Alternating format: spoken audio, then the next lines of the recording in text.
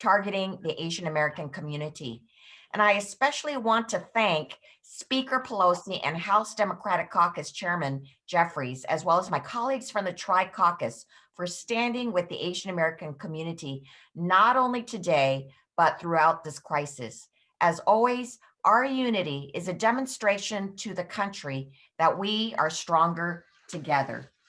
And let me say that if any of the reporters on this press conference have a question, please let us know in the chat and our staff will unmute you and we'll keep track of that. It breaks my heart that today's press conference is even needed, but the Asian American community has reached a crisis point that cannot be ignored. Since the beginning of the pandemic, the Asian American community has been terrified by the alarming surge in anti-Asian bigotry across our nation. In fact, almost exactly a year ago, CAPAC held a press conference outside the US Capitol to combat the surge in anti-Asian discrimination we were beginning to see at the time due to misinformation and stigma that wrongly associated Asian Americans with the coronavirus. We urge every leader to stick to the advice from the World Health Organization and not associate the virus with a specific ethnicity, country, or geographic region due to the stigma it causes. And we warned that spreading xenophobia would put lives at risk. But our pleas and the guidance from experts were ignored. Donald Trump and Republicans doubled down on using slurs like Wuhan virus, China plague, and Kung flu. And that tactic succeeded in promoting stigma that directed people's anger at Asian Americans. The result? Over 3,000 anti-Asian coronavirus hate incidents reported in just the last year. What started as dirty looks and verbal assaults has escalated to physical attacks and violence against innocent Asian Americans. And just as many Asian Americans were preparing for the Lunar New Year over the past few weeks, we saw a surge in anti-Asian violence. And the victims have increasingly been older, like 84-year-old Vicha Ratanabakti, a Thai man in San Francisco who was killed in an unprovoked assault while on his morning walk. In New York, a 61-year-old Filipino man's face was slashed with a knife in the subway. And in just the last week alone, 3 elderly Asian American women were attacked and punched in separate incidents. In Oakland, Chinatown, a camera captured a 91-year-old man being thrown to the ground by an assailant who then went to assault 2 more victims. And I just heard about a Chinese American man being attacked at a bus stop in my district in Rosemead, California, causing him to lose part of his finger. This is becoming almost a daily tragedy. These attacks are no accident. It's clear January 6th was not the only violence Donald Trump incited. That's why last year, CAPAC made it a point to call out Donald Trump and his allies every time they stoked xenophobia against the Asian American community. And it's why we pushed for the passage of Congressmember Grace Meng's resolution to condemn anti-Asian sentiment related to COVID-19, which passed the House last fall. We must put an end to this xenophobia. Fortunately, we now have a new president, Joe Biden, who took action within his first week in office to issue an executive order that condemns anti-Asian xenophobia and ensures the Department of Justice works with the API community to address these surging hate crimes. This is why we are asking for a meeting with the Department of Justice to follow up on actions that must take place, something that the previous administration refused to do. We need legislation that helps us respond to the increase in hate crimes and violence. That's why we're calling for a hearing on and the passage of the No Hate Act, which would improve hate crime reporting and provide victims with more support to address these crimes. And we need each of us to do what we can to stop these hate crimes. All of us must be vocal in rejecting xenophobia and racism. We will hold a CAPAC hearing on these crimes, and we will encourage Asian Americans to continue reporting hate incidents to sites like the Stop API Hate so we can continue to track and address this violence. And we must look out for each other and speak up when we see prejudice in our communities. That's why I've been so encouraged by the multi-ethnic coalitions that have formed across the country to address this, including the support of the Tri-Caucus here in Congress. I encourage you all to help us save lives by standing with Asian Americans and all communities of color as we work to repair our country after years of division. Thank you. And now it is my honor to introduce our incredible Speaker of the House, Nancy Pelosi. Thank you very much, Madam Chair. As a Californian, as Speaker, I'm very proud of you and the work that you have been doing relentlessly on this score for a long time now, and especially the last 4 years where this has become such a blot on our country. I thank you for referencing the President's executive order of January 26th, and I just want to read for a moment because I think, as you said, you're going to the Justice Department. The Attorney General, according to the executive order, the Attorney General shall explore opportunities to support consistent with the applicable law, the efforts of state and local agencies, as well as AAPI communities and community-based organizations to prevent discrimination, bullying, harassment, and hate crimes against AAPI individuals, and to expand the collection of data and public reporting regarding hate incidences against such individuals. I read that for a couple of reasons. First of all, I'm glad that they're connecting with the community-based organizations, AAPI community, but also we have to inform people about how to report a crime. There's I know Grace Mann will probably speak to this in New York. A man just pushed a woman in her 50s.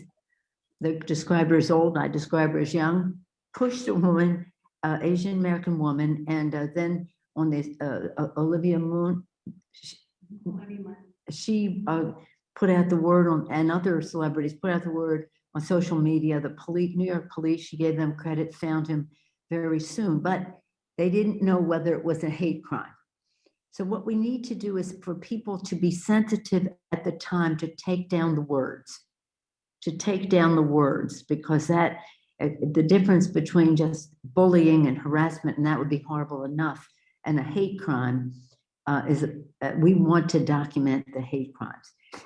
The Islamophobia is also another part of the Asian Pacific assault. So I'm so glad to join you in commending the entire Tri-Caucus, and I see Barbara Lee representing the Congressional Black Caucus and so many other things she represents, and Mr. Gomez representing the Hispanic Caucus, because this is a joint effort. White supremacy is the biggest bucket of concern when it comes to domestic terrorism. So this issue is specific to these individuals and how we want to help them, but it's also part of a bigger picture. And that, don't take that from me, that's what the director of the FBI said in September when he was describing what are the challenges in terms of domestic terrorists. The biggest bucket, white supremacy, and the everything that is involved there that you address much of. I just want to say, as a San Francisco representative, how proud we are of our community and the entire Bay Area, right, Barbara? Our mayor, Mayor Breed, has taken every occasion to speak out against this anti-Asian, and as recently as this weekend, a rally in front of City Hall. As we celebrate the Lunar New Year, source of joy, it's also a source of pain for us at this time because of all of these incidences. So I'm proud locally of our mayor, I'm proud of our president and for what he is doing, and the priority he made it very early in his administration. And I'm also proud of our House Democrats and our Tri-Caucus, led by you, Madam Chair. You have been relentless in all of this. I see Mr. Takano, he has joined you in that relentlessness. Mr. Liu, Mr. Kim, Grace Meng, thank you for acknowledging her important legislation. So we're very blessed in our caucus with the beautiful diversity. I always say our diversity is our strength. Our unity is our power, and we have unity on this subject. So thank you for the opportunity to salute you in this precedent, to call attention to something that must be stopped. And it's starting at the top with our new president changing course on this subject and being supported by all of you in the Congress. Thank you. Thank you, Judy Chu, Madam Chair. Thank you so much, Madam Speaker, for attending this press conference despite your incredibly busy schedule. I know that you have to leave, but you honor us with your presence. Honored to be here. Thank you.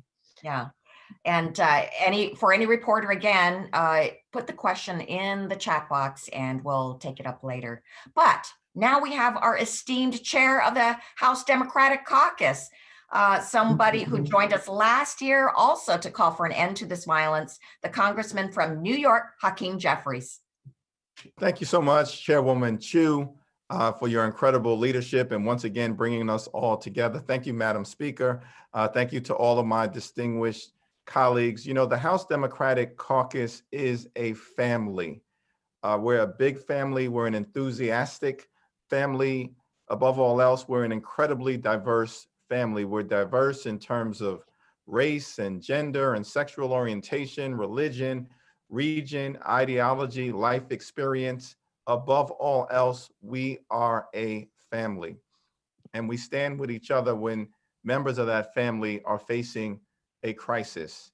And the Asian American community right now is facing a crisis of hatred that we cannot tolerate. And we stand with you, Judy and Grace and Andy and Mark, all of our community leaders, and we stand with the Asian American community across the country. What is happening is a complete and total disgrace. Cut it out. And we're going to make sure that those who are perpetrating this violence are prosecuted to the full extent of the law.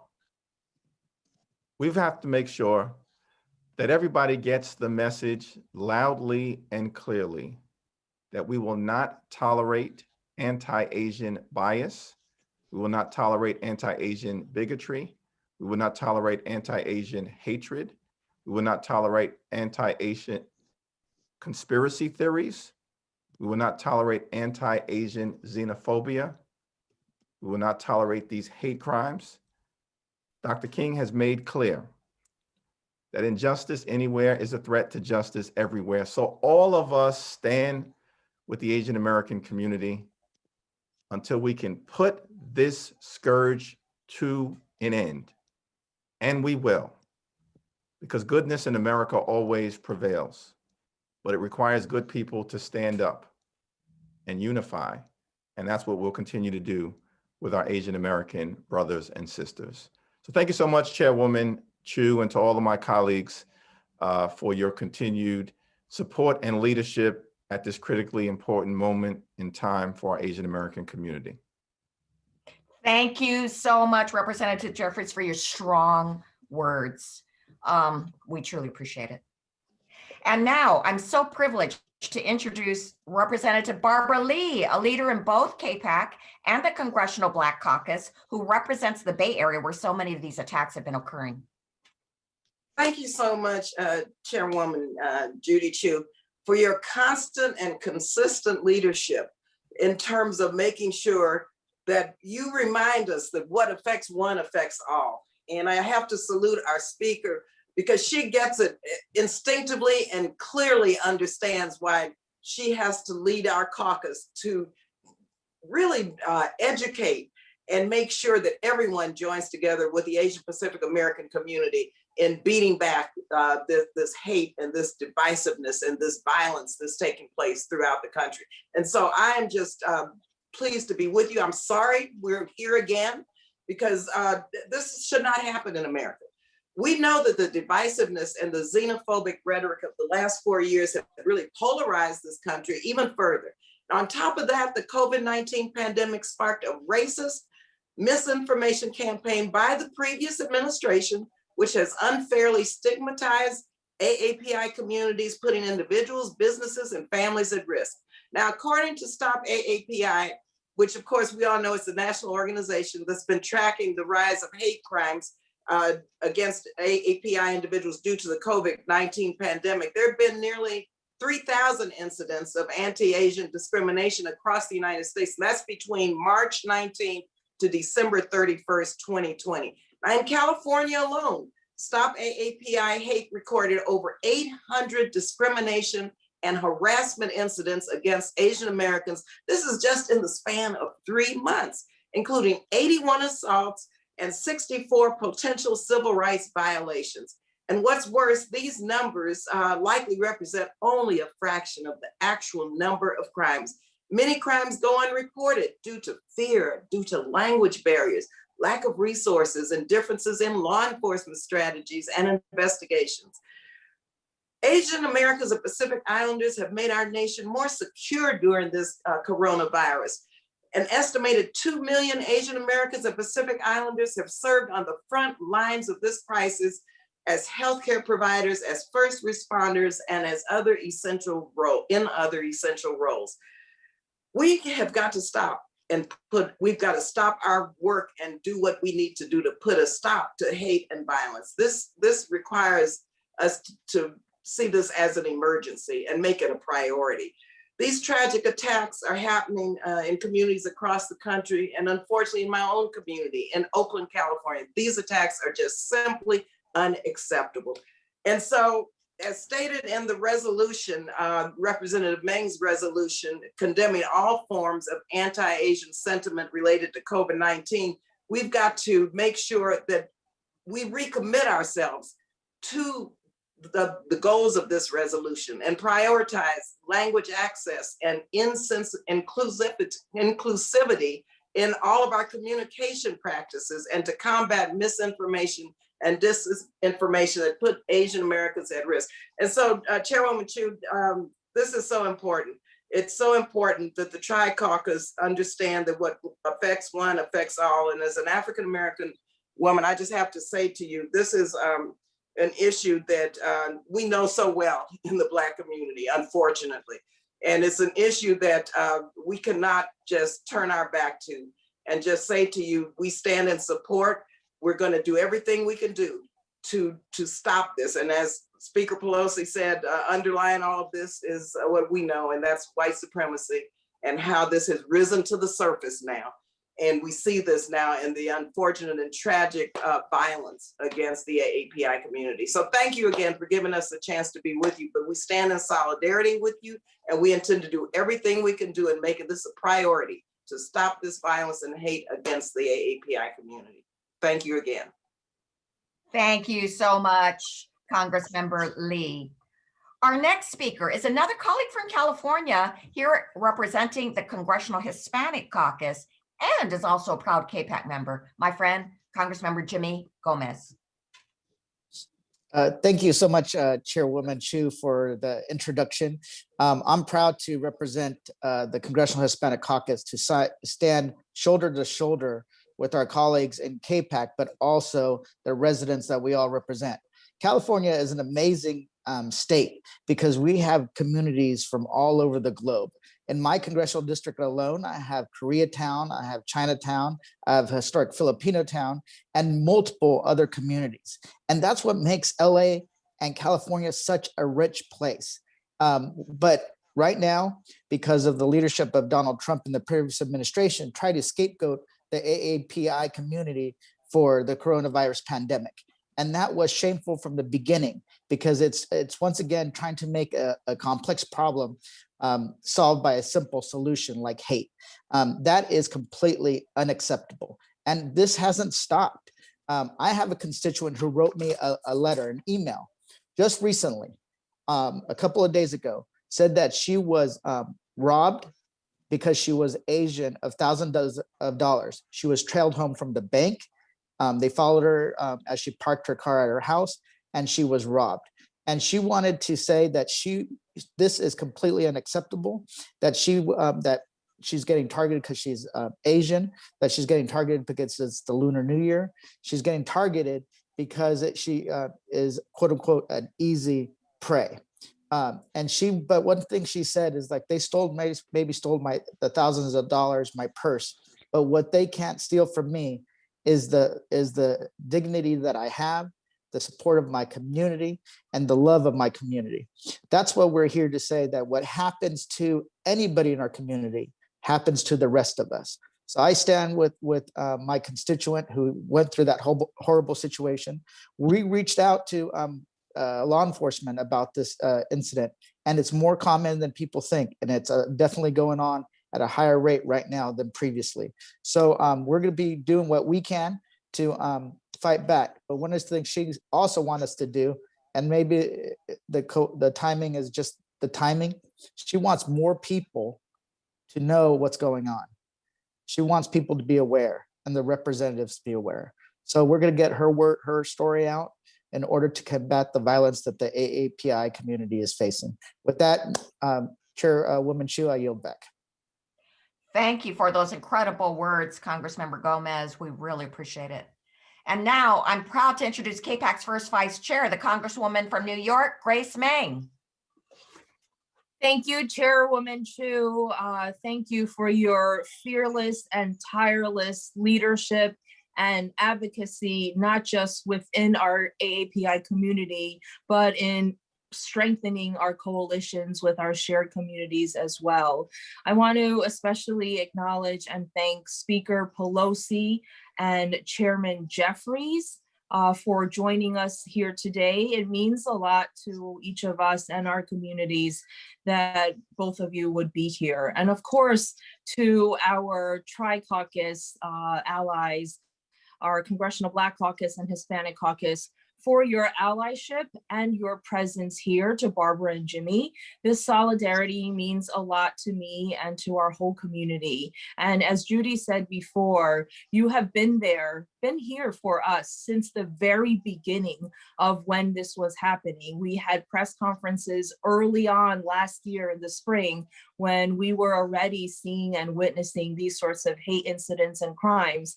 And the Tri-Caucus was there with our community from the beginning.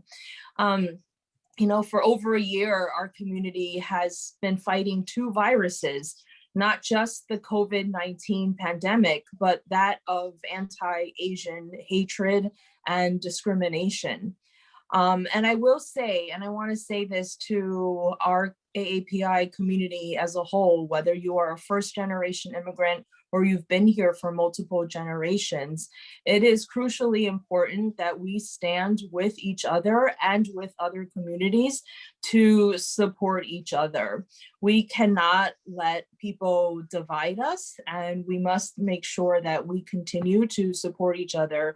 And again, that's why I'm so thankful for the leadership and the allyship of our Tri-Caucus being here.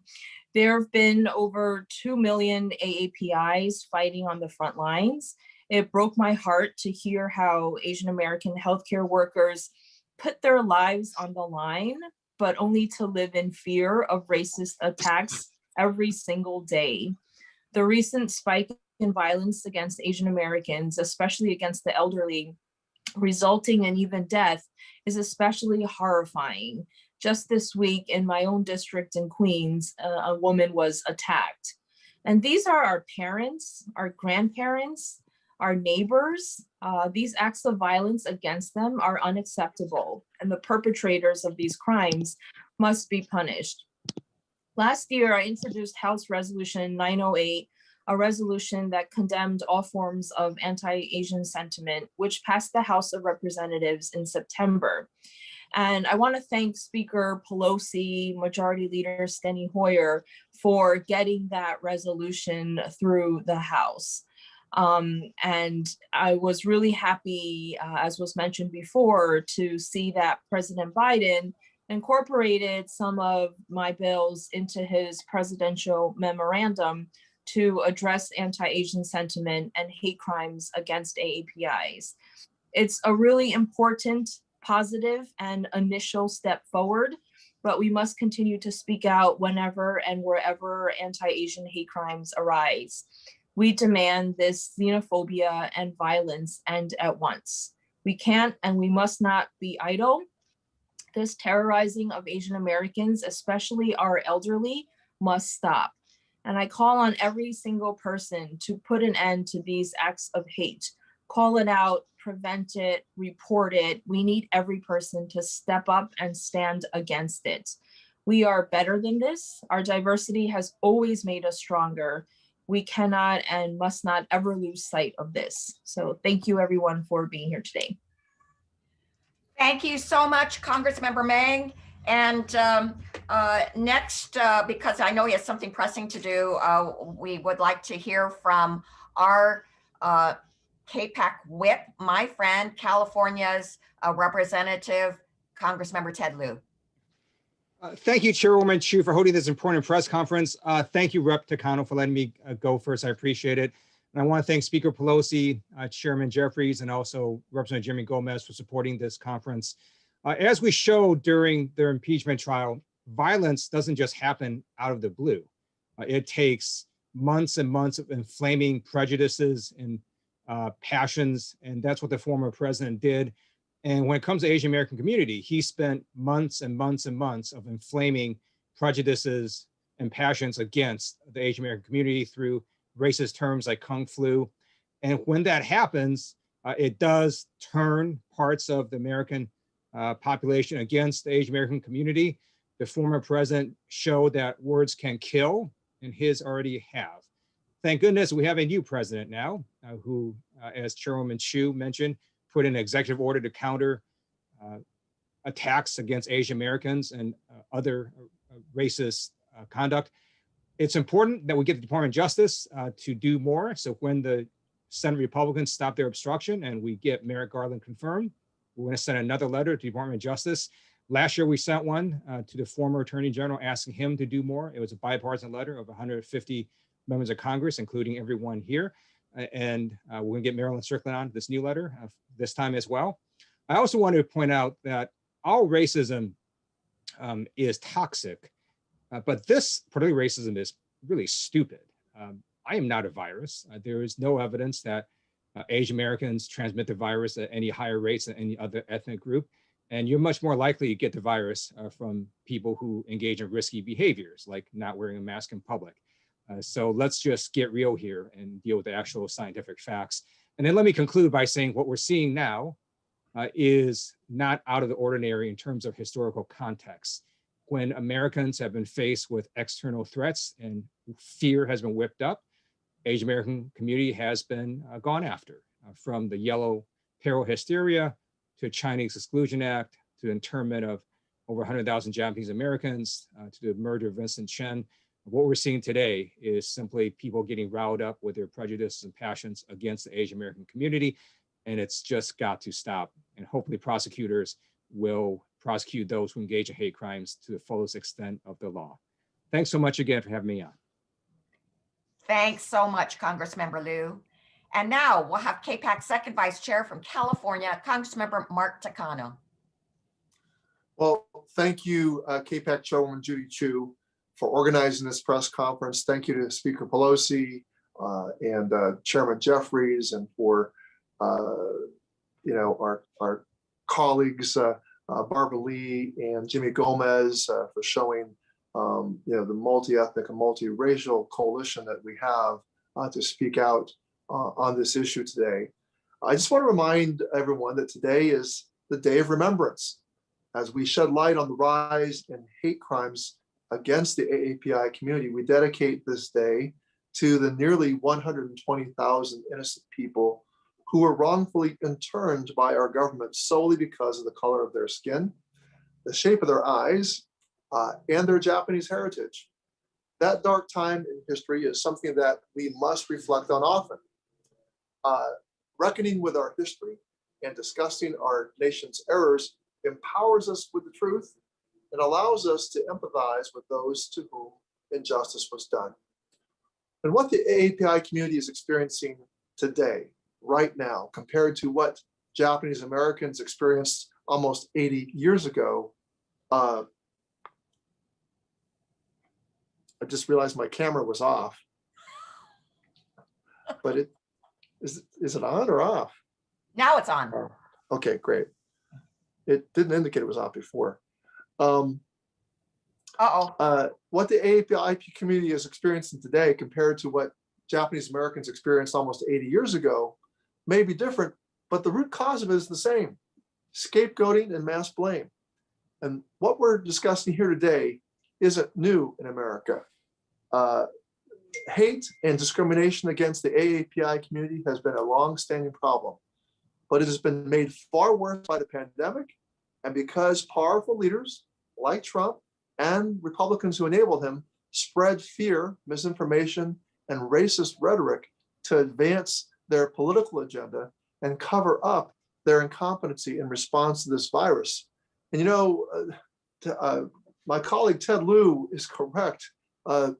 This rhetoric was deliberate and it was sustained, and it had an object. It was to cover up the incompetency of the last administration in response to the virus.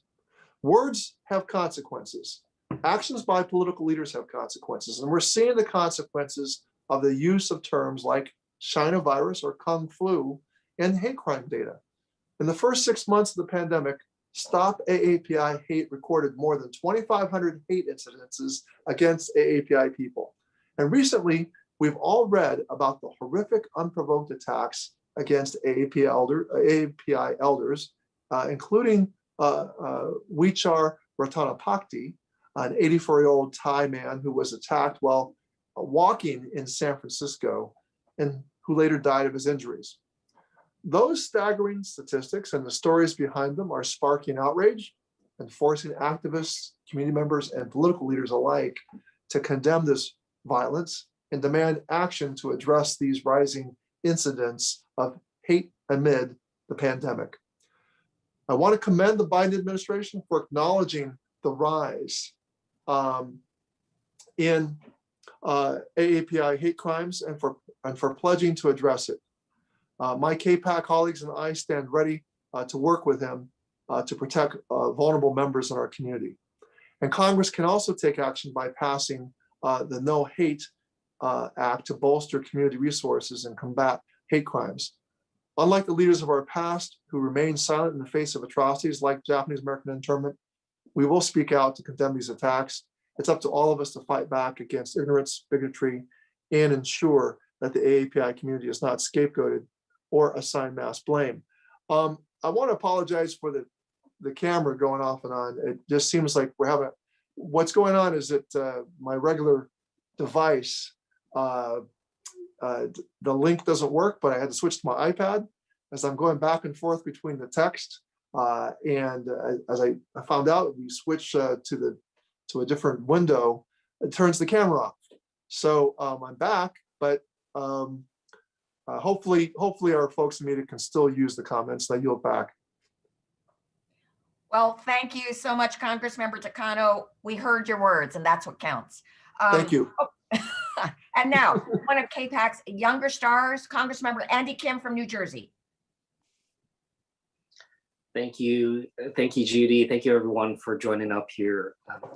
I want to just start by what it was that really seared into my memory from the last couple of weeks, which is just the attacks against the elders. The image in particular of the 91-year-old man being pushed, his body literally airborne because of just the sheer force with which he was assaulted.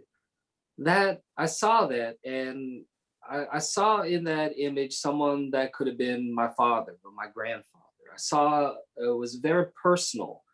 And it lingered with me in a way that few images really do. And I really want to underscore that there's something particular about this moment because of these attacks on our elders. We're not saying that that's the totality of what we're concerned about, but that in conjunction with Lunar New Year, which is a time of year where I visit my parents and we visit our elders, we show our respect to them. We show and recognize what it takes for us to see that we did not get where we are on our own, that it was those especially brave parents and grandparents that were often the ones that immigrated to our country, to America, took on with such courage. And they are the ones that are being attacked because of just walking down the street. So I just want to just take a step back and just have that really land for us about what that means for all of us, but what that particularly means for the AAPI community to see our elders attacked in that type of way.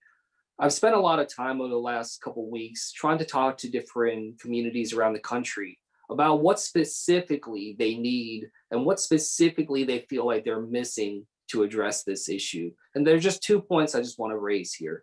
One is about a simplified system for reporting. People don't know where to turn to. When they experience something, they don't know where to go to. And yes, we've talked about some of the different ways in which things can be reported, but there needs to be a much more systematic, unified, and simplistic way for people to understand who to turn to when there is a problem, and to understand what it will be followed up by that going forward. The second aspect of this is the recognition that this problem cannot be addressed by any single level of government alone. Yes, I'm certainly very proud that the Biden administration has moved forward with the executive memorandum. That is a start. It's a good start, but we need to build out further. And we in Congress certainly need to take actions like the No Hate Act and others, and holding hearings, raising up the profile of this. But I've also been engaged with local mayors, with governor's offices and others saying, what do you need? What is the assessment that you all have about what it is that you need? We need that punch list of understanding, is this more resources for local community outreach, for law enforcement, for others? And I think that there needs to be just a much more systematic discussion across the board for that, and having different states put together their own plans on how it is that we can combat hate crimes in our country. So I just wanted to point out those particular issues, because a lot of people have been asking us what specifically needs to be done. And yes, we are listing off a few other things, but I wanted to share with you what the community experience has been. You know, what are they talking about, and what is it that they feel like are missing? And I think that's an important aspect to highlight. So with that, I'll yield back to Chairwoman Judy Chu. Thank you for that feedback. We really appreciate it.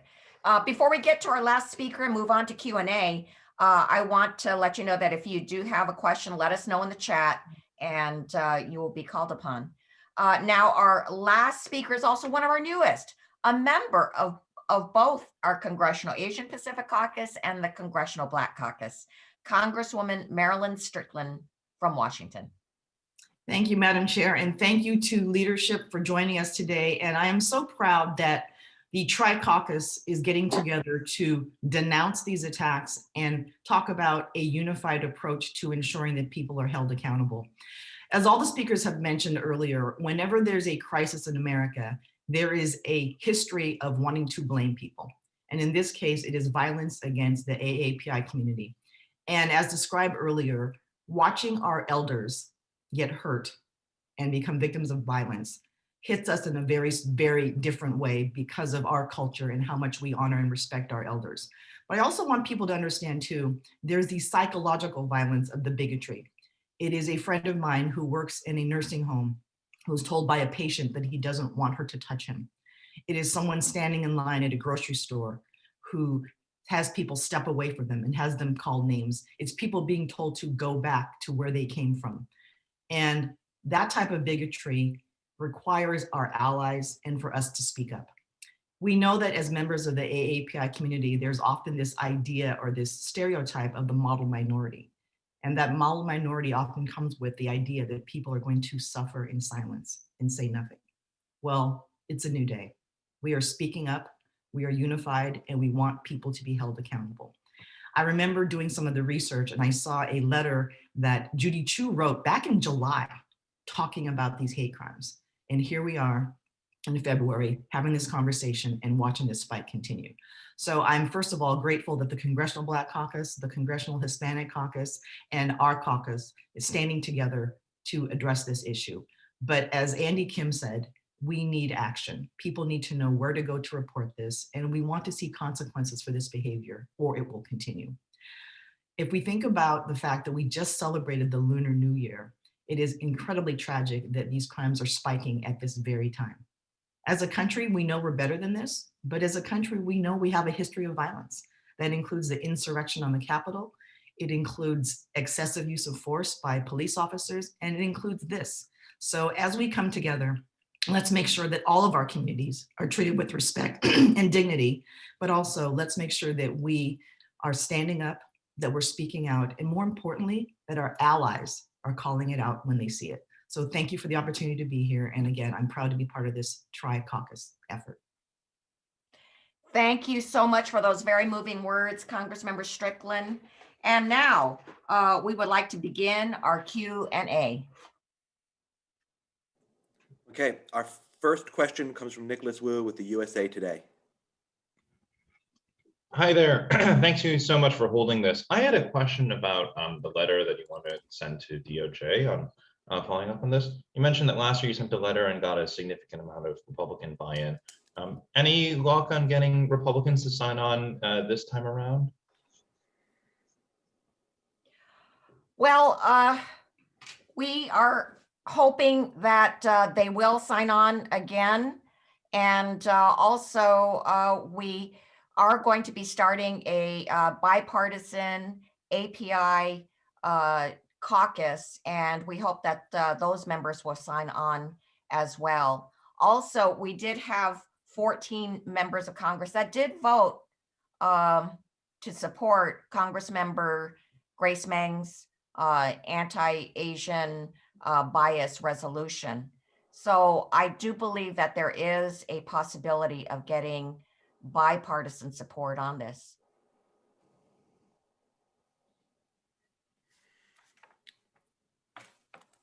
Okay, our next question comes from Tal Kopin with the San Francisco Chronicle. Hey guys, I'm hoping you'll let me ask two questions. One is just to confirm, I heard a lot of the speakers. It sounded like you're all sort of directly blaming Donald Trump for this rise in attacks. And I wanted to make sure that that is in fact what you are trying to say. Secondly, we at the Chronicle have reported that Oakland Chinatown is now hiring private armed security in response to this wave of attacks. Obviously, you listed some policy goals, but I'm wondering if you think there's any more that can be done in a very immediate sense to help protect some of these communities that feel very, pressing concern about their safety.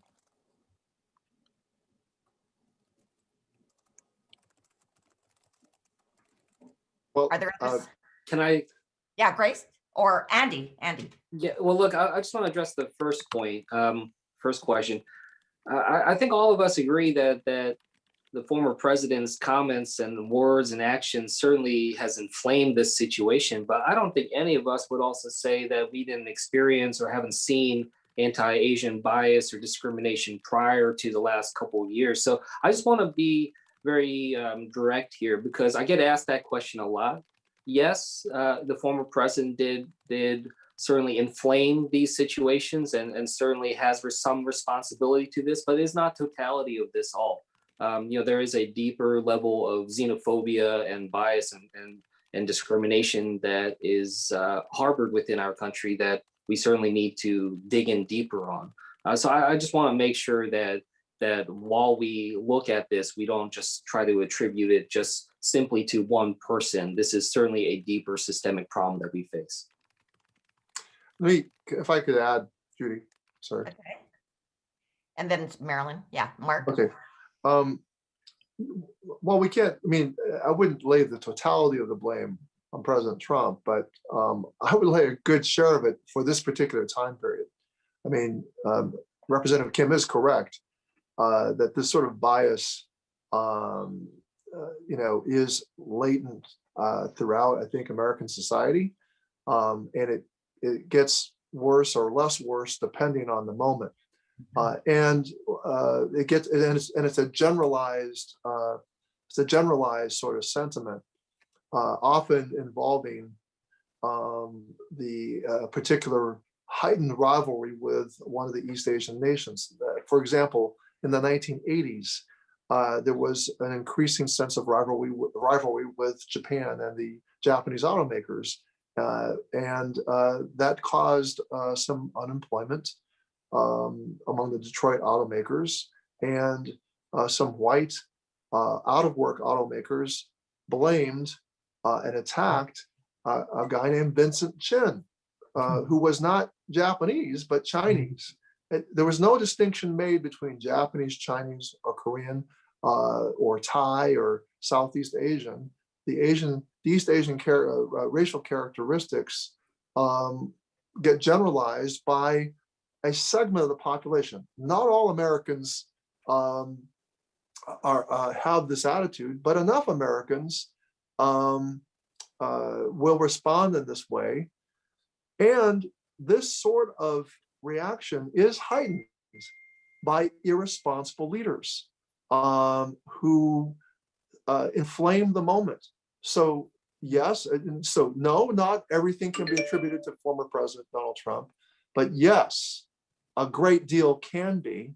And as Ted Lieu said, it was sustained for several months. It was a strategy to deflect from their inadequate response to the coronavirus and to lay all the blame on China. And so words like Kung Flu is an incredibly adolescent term. You would expect an 8th grader, but even a lot of 8th graders also would be ashamed to see it and would be ashamed of a classmate who would use it. But yet we saw Republicans en masse rise to the president's defense and enable him. So it wasn't just the president, it was also Republican enablers.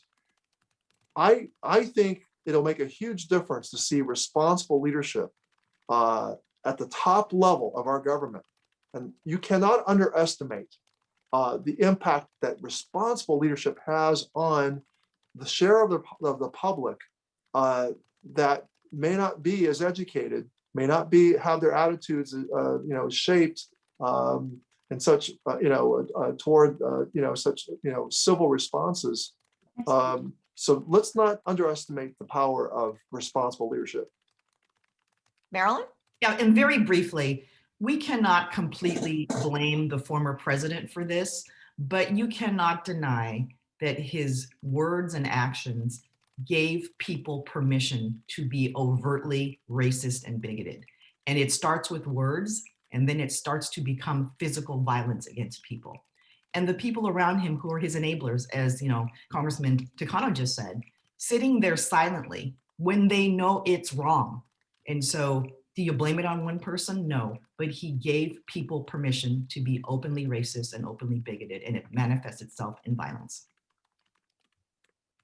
Okay, our next question comes from Jolene Kent with NBC and MSNBC. Hi, everyone. Thank you for taking the time to do this.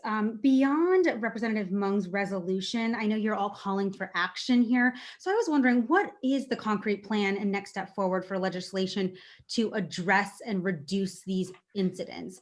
Has there been any specific discussion within the Tri-Caucus or individual caucuses to draft legislation that would be more than Representative Mung's resolution here? Thank you. So Oh, sorry. Oh, sorry. Well, Sorry. well, let me first say, we are emphasizing passage of the No Hate Act.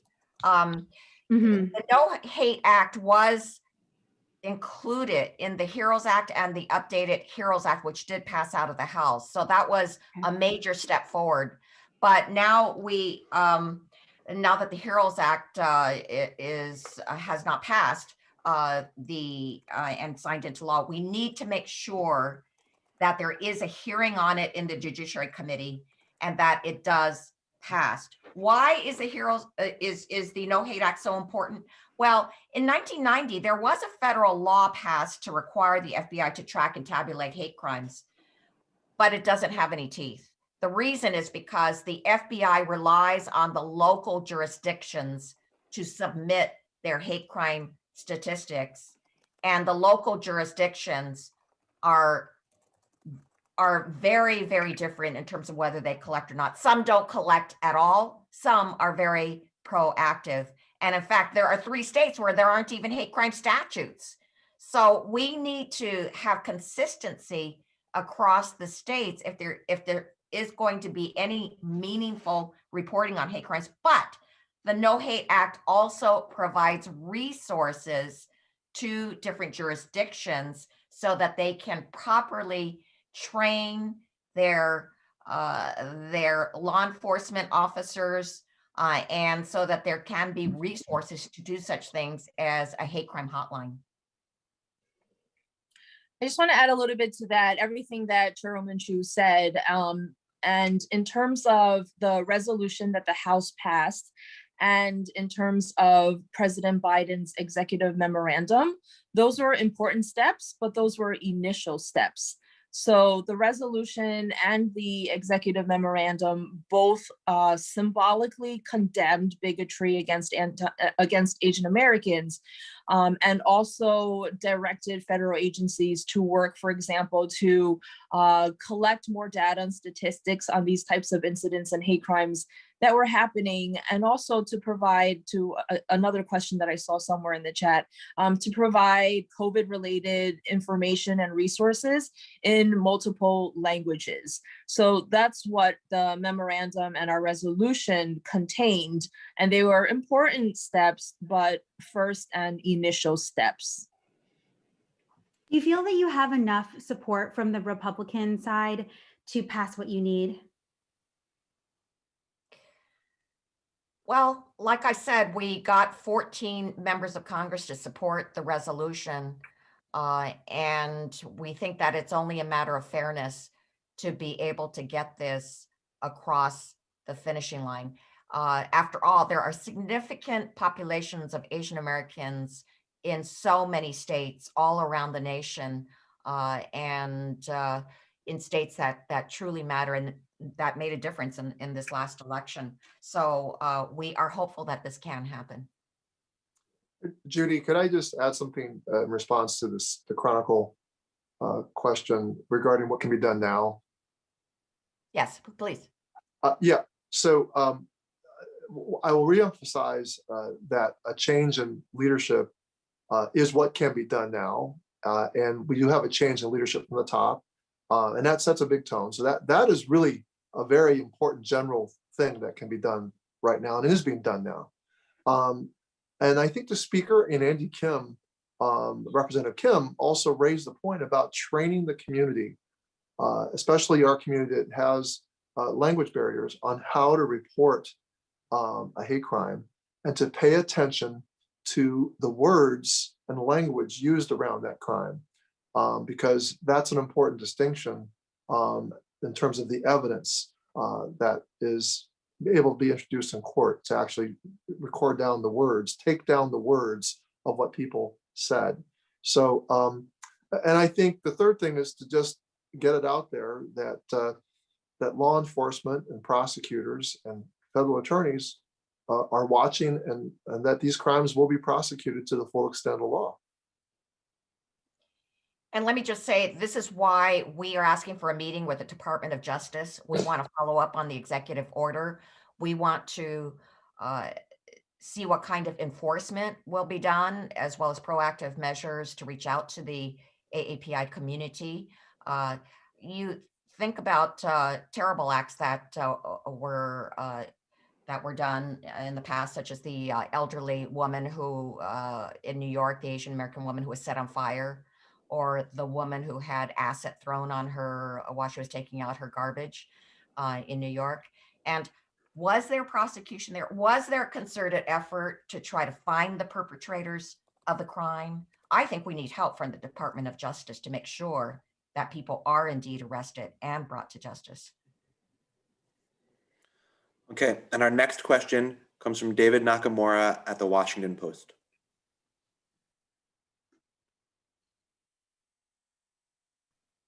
Hi there.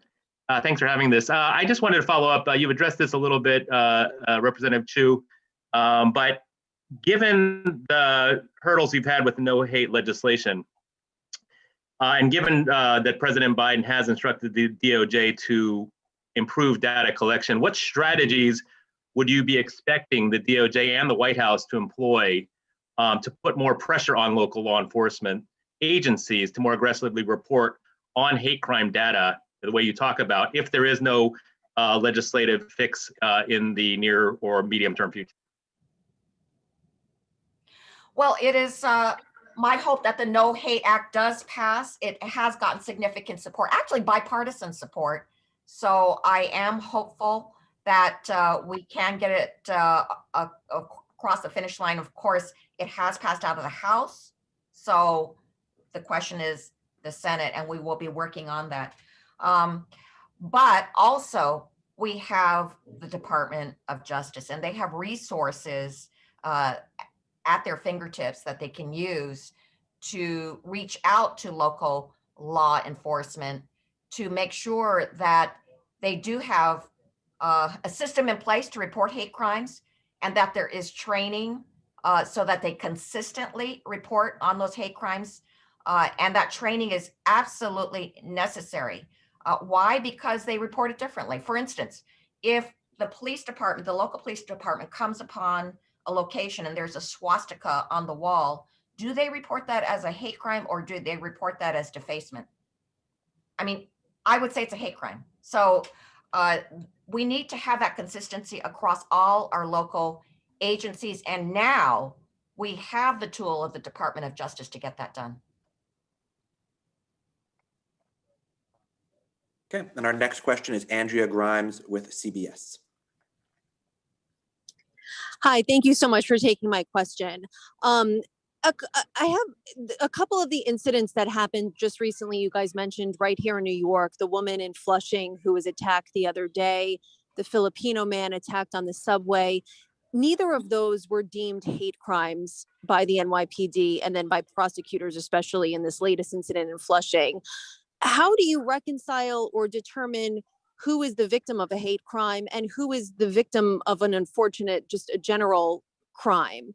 I know the statistics show, of course, they were up.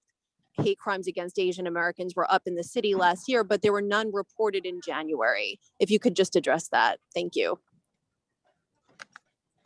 Sure, I can address what I know. You know, for the incident that occurred in Flushing, New York, which is my district, I spoke with the family, I spoke with the local police precinct, and they've all told me that there weren't necessarily evidence of racial slurs that were being used.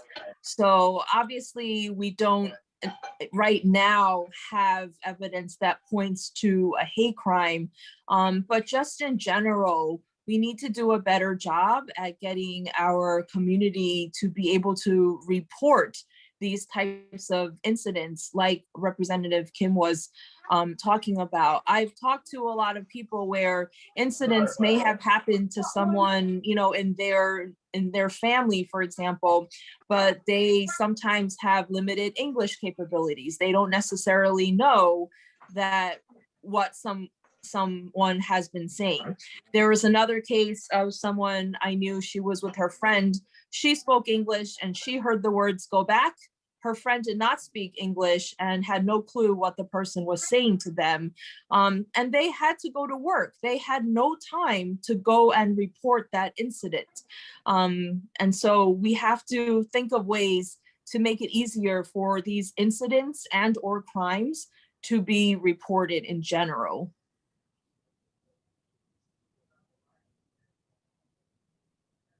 Can I just add that we really do need some sort of a public campaign or some sort of public affairs campaign in the languages that people speak, so that they understand the importance of documenting, but also to be able to know how to report and to whom to report. We have time for one more question. I apologize if we didn't get to yours. You can email me and we will get to your questions after this. And our last question will go to Marissa Schultz with Fox News. Hi, thanks so much for doing this. I really appreciate it. Two questions. You've sort of touched on this already, but I just wanted to drive home the point.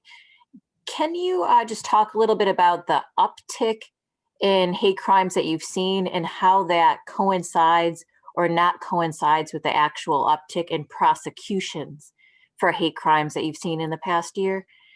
And then the second part of my question, Chairwoman Chu, you kind of touched on this as well, but what about having more bipartisanship in your caucuses? I know there's been some requests from Republicans to join your caucuses. Can you just tell me a little bit about where that stands on actually having them enter into the caucus, or if, like you said, Chairman Chu, that the route is to form a bipartisan caucus rather than actual formal entry into your caucus? Thank you. Well, let me say, what we do see is an increase in the number of hate crimes and incidents. But unfortunately, we don't see a comparable increase in the amount of prosecutions of these hate crimes. In fact, with many of these hate crimes and incidents, the perpetrators of those crimes still have to be found. And this is why it is so important to have some kind of documentation, some video footage of the crimes as they are being committed. And where they have occurred, there has been much more success. In fact, in the case of the 91-year-old who was pushed to the ground, they did find that guy, and he is he's arrested and going through the process. And the 84-year-old Thai man who was murdered, they did find that perpetrator. But I'm afraid that we have had too many alarming incidents that have not been prosecuted, where the criminal has not been found. Example, just in my district last night, this is where a Chinese American man was simply sitting at the bus stop and somebody attacked him, and now he's lost part of his finger. They don't have the perpetrator of that crime, and that's exactly what we need. As far as the Republican members, what we have decided is to have an entity, this bipartisan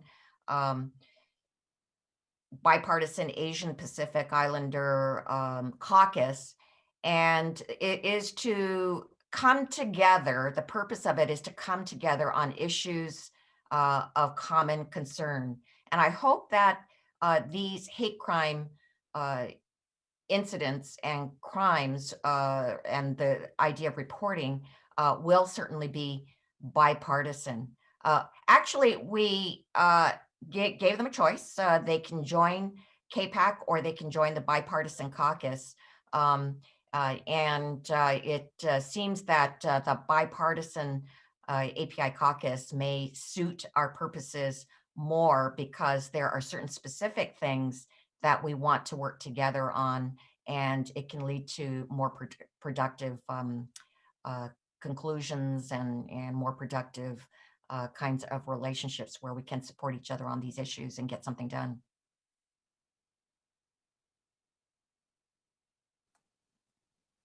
Okay, that'll conclude the press conference for today. Thank you very much, everybody. I've left my email in the chat if you have a question that we didn't get to. Thank you all so very much.